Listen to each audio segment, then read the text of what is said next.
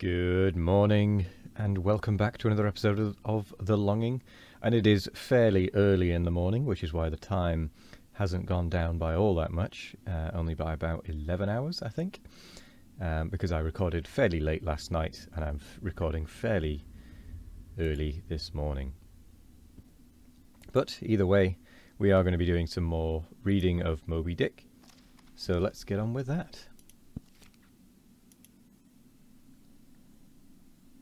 Chapter 126. The Lifebuoy.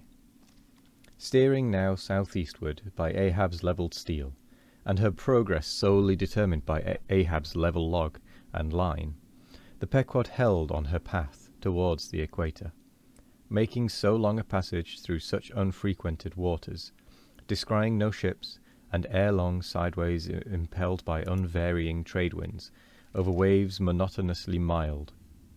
All these seemed to strange calm things, preluding some riotous and desperate scene.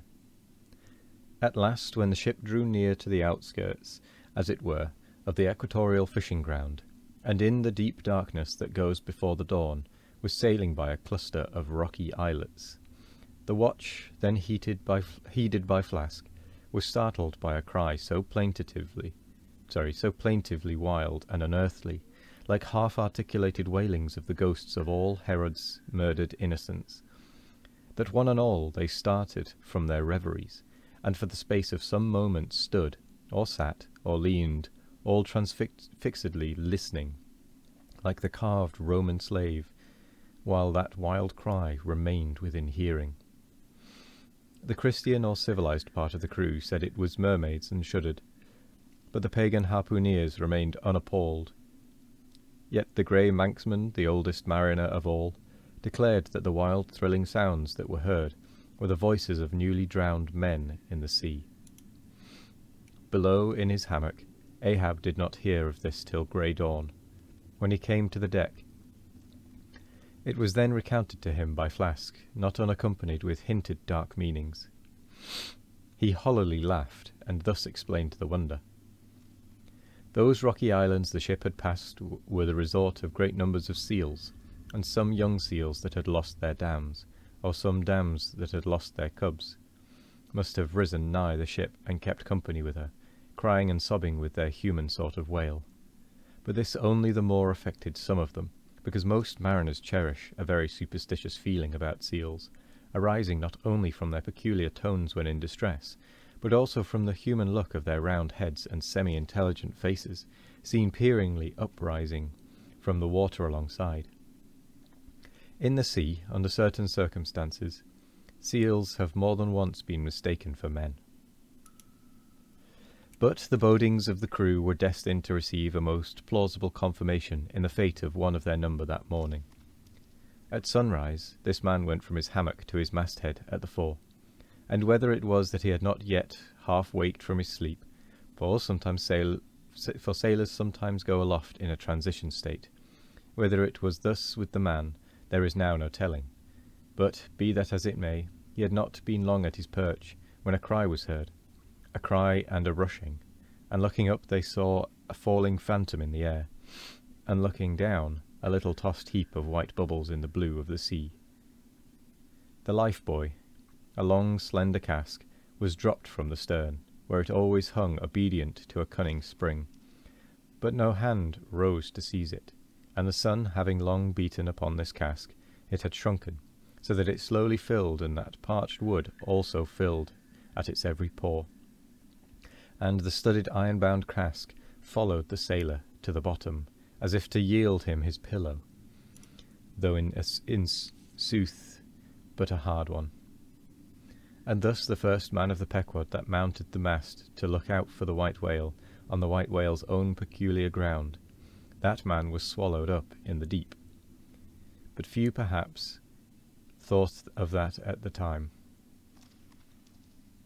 Indeed, in some sort they were not grieved at this event, at least as a portent, for they regarded it not as a foreshadowing of evil in the future, but as the fulfilment of an evil already presaged. They declared that now they knew the reason of those wild shrieks they had heard the night before. But again the old Manxman said nay. The lost lifebuoy was now to be replaced. Starbuck was directed to see to it, but as no cask of sufficient lightness could be found, and as in the feverish eagerness of what seemed the approaching crisis of the voyage, all hands were impatient of any toil but what was directly connected with its final end, whatever that might prove to be. Therefore, they were going to leave the ship's stern unprovided with a buoy, when by certain strange signs and innuendos Queequeg hinted a hint concerning his coffin. "A lifebuoy of a coffin," cried Starbuck, starting. "Rather queer that, I should say," said Stubb. "It will make a good enough one," said Flask. "The carpenter here can arrange it easily."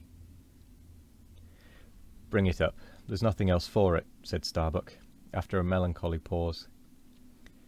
"Rig it, carpenter. Do not look at me so. The coffin, I mean. Dost thou hear me? Rig it. And shall I nail down the lid, sir?" moving his hands as with a hammer. "Aye. And shall I cork the seams, sir?"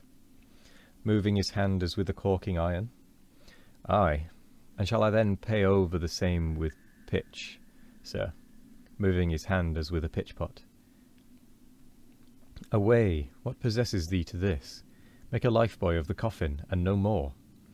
Mr. Stubb, Mr. Flask, come forward with me." He goes off in a huff. The whole he can endure, at the parts he balks. Now I don't like this. I make a leg for Captain Ahab, and he wears it like a gentleman. But I make a bandbox for Queequeg, and he won't put his head into it.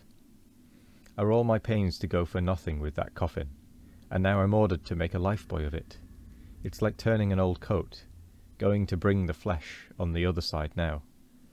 I don't like this cobbling sort of business. I don't like it at all. It's undignified. It's not my place. Let tinkers' brats do tinkerings. We are their betters. I like to take in hand none but clean, virgin, fair and square mathematical jobs, something that regularly begins at the beginning, and is at the middle when midway, and comes to an end at the conclusion. Not a cobbler's job, that's at an end in the middle, and at the beginning at the end. It's the old woman's tricks to be giving cobbling jobs. Lord, what an affection all old women have for tinkers. I know an old woman of 65 who ran away with a bald-headed young tinker once, and that's the reason I never would work for lonely widow old women ashore, when I kept my job shop in the vineyard. They might have taken it into their lonely old hearts to run off with me. But hey-ho, there are no caps at sea, but snow-caps. Let me see. Nail down the lid, cork the seams, pay over the same with pitch, batten them down tight, and hang it with the snap-spring over the ship's stern. Were ever such things done before with a coffin? Some superstitious old carpenters now would be tied up in the rigging ere they would do the job.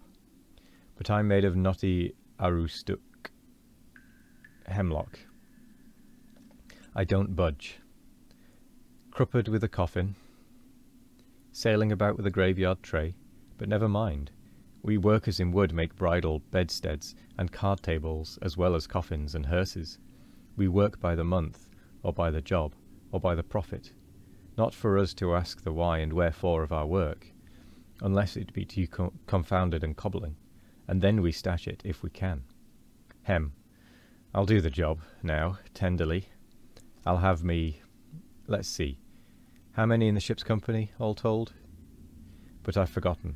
Anyway, I'll have me 30 separate Turk's-headed lifelines, each 3 feet long, hanging all round to the coffin then. Then, if the hull go down, there'll be 30 lively fellows all fighting for one coffin. A sight not seen very often beneath the sun. Come, hammer, corking iron, pitch-pot and marling-spike. Let's do it. And with that, we come to the end of the chapter and the end of yet another episode. And we are actually getting fairly close to the end of Moby Dick. We have just over 100 pages left. So I reckon maybe 13, 14 episodes left remaining, roughly, depending on how many pages we are able to get through per episode. So, yeah. With that, I'll take my leave, and I'll say thank you very much for joining me today. I hope you all have a wonderful morning, evening, afternoon, or night, no matter what time of day it is. I hope you all have a wonderful one of it. And as always, we will be back tomorrow for more of The Longing. Goodbye.